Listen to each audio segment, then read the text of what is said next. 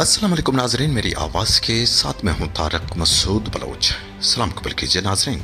इस वक्त पाकिस्तान में इंतखाबी गहमा गहमियाँ जैसी तेज़ी जारी हैं।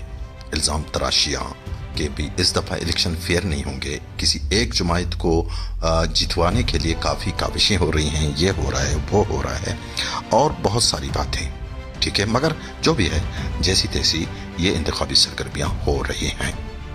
मगर नाजरीन, पाकिस्तान के दिगर इलाकों की निस्बत इंतखाबी सरगर्मियाँ ज़िला केच में या मकरान में या बलूचिस्तान में ज़रा मुनफरद हैं। यहाँ दिगर इलाकों की तरह मकरान में या कि ज़िला केच में या कि बलूचिस्तान के दिगर इलाकों में सियासी व इंतखाबी सरगर्मियों की जानिब अगर एक ताहिराना नज़र दौड़ाएं तो वहाँ इंतखाबी सरगर्मियाँ तो हो रही हैं, मगर सख्त सिक्योरिटी हिसार में और सख्त डर और खौफ के साए में। बसूरत दिगर ये इंतखाबी सरगर्मियाँ इन जमातों के लिए काफ़ी महंगी भी पड़ सकती हैं। नाजरीन, सवाल यह है कि इतनी सख्त मुश्किलात में, इतनी कठिन हालात में सियासी जमातें जो इंतखाबी सरगर्मियों में मगन हैं, क्या इसका सिला इनको मिलेगा या नहीं? इंतखाबात जीतने के लिए क्या सिर्फ अवामी हलकों को मुतहर्रिक करना काफ़ी है या मुतहर्रिक करना काफ़ी है, या फिर और भी बहुत सारे पापड़ बेलने पड़ते हैं? और कौन सी जमात इस सांचे में ढलती है जो पार्लियामेंट में जाने की ज़मानत है? जाहिर है कि इस सांचे में ढलने के लिए भी भरपूर कोशिशें हो रही हैं। कोई दिल से ढल रहा है तो कोई जुबान से, मगर ये काम परखने वाले का है कि वो दिल की समझते हैं या फिर जुबान की। नाजरीन, आम तज्जिया यही है कि इस दफ़ा अगर ज़िला केच की अगर हम बात करें तो वहाँ BNP मैंगल के सैयद एहसान शाह, नेशनल अलायंस के major Jamil Ahmed Dashti, national party के मीर जान मोहम्मद बुलेदी, पीपल्स पार्टी के मीर रऊफ रिंद और हल्का PB 28 के मीर हमल और मीर असगर रिंद में से एक और मीर आसगानी, उन्हें इस दफ़ा मतलब उनको हराया जाएगा। वो नहीं आएंगे, इलेक्शन में उनकी जीत नहीं होगी बल्कि वो हार जाएंगे या फिर हराए जाएंगे और उनको साइड में बिठाया जाएगा।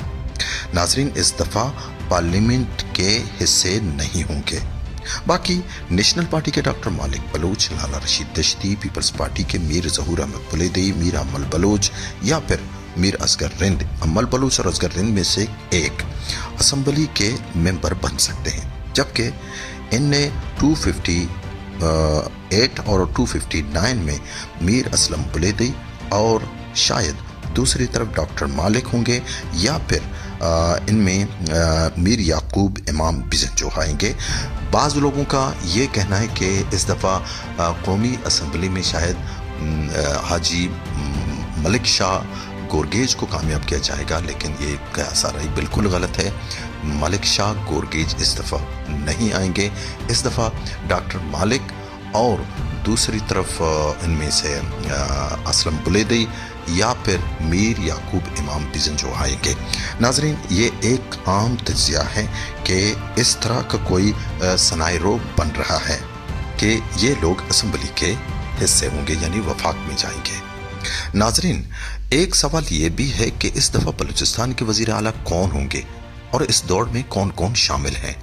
नाजरीन, यकीनन इस दौड़ में डॉक्टर मालिक बलूच तो हर लिहाज से शामिल होंगे, जबकि इसमें सरफराज बुगटी, नवाब सनाउल्लाह खान ज़हरी जैसे बड़े नाम भी शामिल हैं कि वो बलूचिस्तान के मुतवक्का वज़ीर आला होंगे। मगर नाज़रीन, चौंका देने वाली बात यह है कि इस दफ़ा ना डॉक्टर मालिक वज़ीर आला होंगे, ना सरफराज बुगटी होंगे और ना ही नवाब सनाउल्लाह खान ज़हरी वज़ीर आला होंगे। वज़ीर आला के लिए कौन मजबूत उम्मीदवार हैं वो होंगे तो पाकिस्तान पीपल्स पार्टी से, लेकिन ये चौंका देने वाली बात है कि इस दफ़ा वज़ीर आला शिप की दौड़ में मीर ज़हूर अहमद बुलेदी भी शामिल हैं। उन्हें नज़रअंदाज नहीं किया जा सकता, वो ज़ेर गौर आ सकते हैं। नाजरीन, मीर ज़हूर बुलेदी ने अपने पूरे दौर इख्तिदार में ख़ुद को बड़ी हद तक मनवाया है। खुसूसन सोशल मीडिया और ट्विटर में Mir Zahoor Buledi most active assembly member थे, जहां इन्होंने बड़े बड़े मुबाहिसे में हिस्सा लिया, बड़ी बड़ी बातें की और बड़े बड़े लोगों को इन्होंने फेस किया। इसीलिए इस दफ़ा ज़हूर बुलेदी को वज़ीर आला की शक्ल में बलूचिस्तान की मौजूदा सूरत हाल के तनाजुर में जवाबदेह बनाया जाएगा।